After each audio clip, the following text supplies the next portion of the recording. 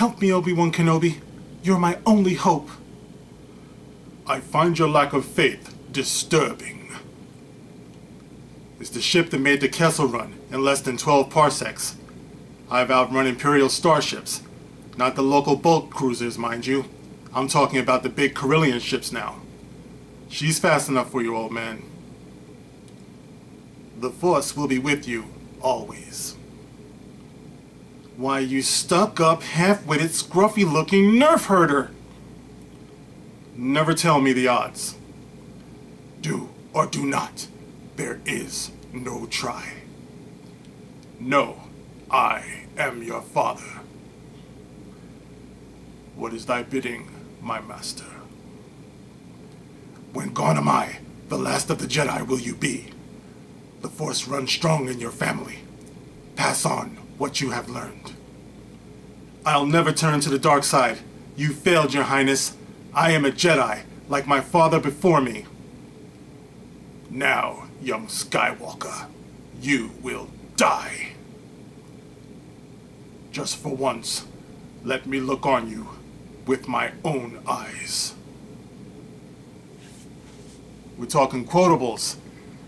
The original trilogy was rich with quotables that we go through life saying and relaying and putting, like to our own lives and experiences. Now my question is, with all of the new Disney Lucasfilm movies that we have now, today, how many quotables have we gotten from these movies? I'm just curious. I'm not saying there aren't any. I'm just saying none of them pop into my mind, like right now. So if you guys have any, leave them in the comment section. Or if you have some from the original trilogy plus the prequels, feel free to share them. Some of our favorite quotables throughout the years. Anyway, guys, I am the Gospel according to Mark with a C. He is I, and I am he. Just taking some time to tell you what's on my mind. And really quickly, I want to share this article that I saw earlier today. And it is, let me see if I can bring this up real quick. Hold on, bear with me, guys. Now this concerns James Gunn, and James Gunn has something to say about the recent goings on, as far as the fan backlash, for the Last Jedi, and some of the articles that have been out there these days, including the one that I just covered about Ahmed Best, and I guess harassment by the fandom. So we have this article here. I just want to share it with you guys real quick because James Gunn is a pretty heavy hitter, so it's interesting to see what he might have to say. So this can be found on sci-fi.com, and the headline goes like this: James Gunn says Star Wars fans fomenting online hate should go to therapy. James Gunn is not going to stand by as evil wipes out a galaxy far, far away. After Ahmed Best disclosed on Wednesday that the media backlash over his turn as Jar Jar Binks in The Phantom Menace derailed his career and even prompted him to consider suicide, the Guardians of the Galaxy Helmer took aim at those Star Wars diehards lobbing ugly and hate-filled comments on the internet. Retweeting a news article about Best's confession that he almost ended his life after playing the goofy Gungan, the 47-year-old Gunn said, "People need to chill out." And it goes on. Best isn't the only one facing an attack of the trolls. All the online vitriol and harassment aimed at Star Wars actors recently led The Last Jedi's Kelly Marie Tran to leave Instagram. Holy cow. This woman should be getting paid. Maybe she is. She should be getting paid for as much as they invoke her name, especially when you can't substantiate any of this. Oh my God, I've never seen anything like this. Okay, so it goes on. Gunn then directed his ire at those in the Jedi community who responded to his post by blaming the deluge of hate on the writing of said Star Wars films, arguing that if fans don't like what they're seeing on screen, they can simply choose not to watch it. And James Gunn says, people responding to this post saying, yeah, it wasn't the actor's fault, it was the writers, are missing the point. Critique it, don't like it, but spewing hate and bile at individuals just doing their best to tell a story, even if the story sucks, is lame. Don't watch it. What the hell? So you can't blame the actors, okay? And we can all agree with that. But now you can't even blame the writers. He's saying, just don't watch it. He's saying, don't blame anybody. Don't critique it. Don't say anything, basically. You know, so actually he said, what is it here? He says critique it. He says, yeah, it wasn't the actor's fault. It was the writers are missing the point. Critique it, don't like it. But spewing hate and bile at individuals just doing their best to tell a story, even if the story sucks, is lame. Don't watch it. Okay, so even if you don't like it, just don't watch it, is basically what his advice is. Okay, so judging by Solo's latest numbers, I say a lot of people are choosing that option, just not to watch it. So what are we all complaining for? It goes on. And the coup de grace, the director recommended those too close to the force might want to seek professional help. He goes on. People are responding to this post saying, yeah, it wasn't the actor's fault, it was the writers. Okay, we already read that. Okay, it says here, Star Wars or any movie may be important to you, but it doesn't belong to you. If your self-esteem depends on how good you think the current Star Wars is, or your childhood is ruined because you don't like something in a movie, and then he has in all caps, go to therapy. Okay.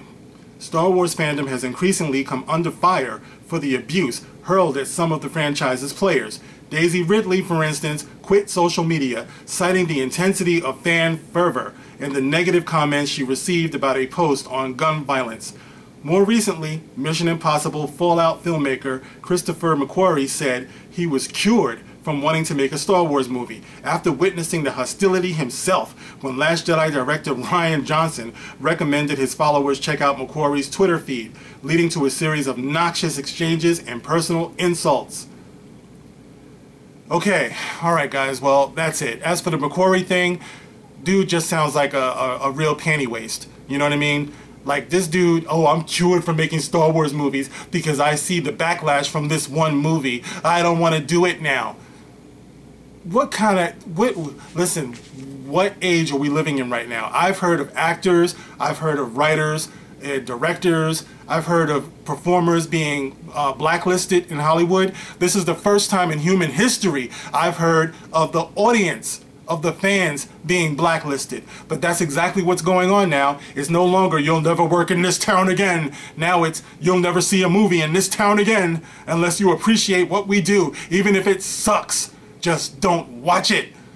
Okay, seems like a simple fix. Just don't watch it is what it is. And you know, it's funny because I also am a big fan of The Walking Dead. The Walking Dead is going through something very similar. You know, the fans are not happy with the direction that the story is going in, especially now that there are rumors that Andrew Lincoln, the lead character of Rick, is leaving the show. And there are fans who are complaining about the fans who are complaining, telling them, if you don't like it, just don't watch it. And what do we see? The ratings are dropping. So is this the desired outcome? Is this what we want? Is this the way Star Wars really ends? With these people, see, I can understand, right? I can understand if at any point in history since The Last Jedi has been released, the producers and the directors took the time to address, legitimately address fans' dissatisfaction, you know, with the film. But they haven't. They've gone straight to the racists. They've gone straight to the bigots. They've gone straight to the sexists. They've gone straight to, you know, just everything, you know, the man babies. They never once, not once, have legitimately addressed fan discontent. It's all been about disrespect. It's all been about attacks. And then they want to turn around. All of these heavy hitters and movers and shakers, then they want to turn around and say, if you don't like it, just don't watch it. What kind of attitude is this? Like, seriously, is this where we're going? You know why this is bigger than Star Wars? Because I said a while ago, you know, to me, a lot of this, you know, not to get too political, but I made the observation that during the Obama years, and then, you know, like after that, of course, we're in the Trump era now, all I see is divisiveness with our leadership in this country. And I feel like it just, for lack of a better term, trickles down to every other area of life. You know what I mean? I saw, the way I saw Obama, the Obama years, is if you liked Obama and you were, you were supposed to like Obama, is what I'm saying. Obama was put there to adore. And if you didn't adore him, if you were white, you were racist. And if you didn't adore him and you were black, you were Uncle Tom or a coon. You know what I mean? If you were critical of Obama and you were white, you were racist. If you were critical of Obama and you were black, you were a coon or an Uncle Tom. Now we're in the Trump era. And if you like Trump, if you're black, you're a coon and an Uncle Tom. And if you love Trump, you're a racist. You know what I mean? You're supposed to hate Trump. You were supposed to love Obama. And everybody chooses their sides. And we've wasted something like freaking, by the time this is all over, we would have wasted 20 years being separated in this country over some petty shit. You know what I mean? And I truly believe that it trickles down into everything else. You know, because now we look at our pop culture, and what do we see in our pop culture? We see the same damn dynamic. If you like it, then you're supposed to be, you know, or you're supposed to like it, basically. You know, the whole industry is saying you're supposed to like The Last Jedi. This is what you're supposed to like. And if you don't like it, then you're a racist, you're a bigot, you're a sexist. You know, and for black people, either we just, or anybody else for that matter, any other so-called minority, you're supposed to either be an Uncle Tom, a coon, or you simply don't exist. You know, because nobody wants to acknowledge you. They want to just focus on the white male racists. That's the way it is. You know, so this is where it is, man. This is where we stand. It's like we have a whole industry of people who seem to be completely out to lunch as far as the way they're breaking down this current situation. You know, these people are clueless, and every week it's a different thing. And it's funny how all of this got started after Solo bombed. You know, all of a sudden now the fandom is taking a beating. The fandom is public enemy #1. The fandom needs to go to therapy. Unbelievable. So anyway, this is a quick one. I just wanted to share that article.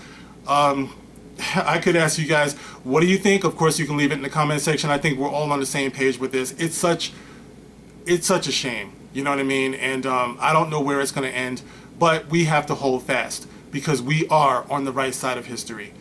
All right, guys, that's it for now. I am the gospel according to Mark with a C. I'll catch you on the next one. Rock on.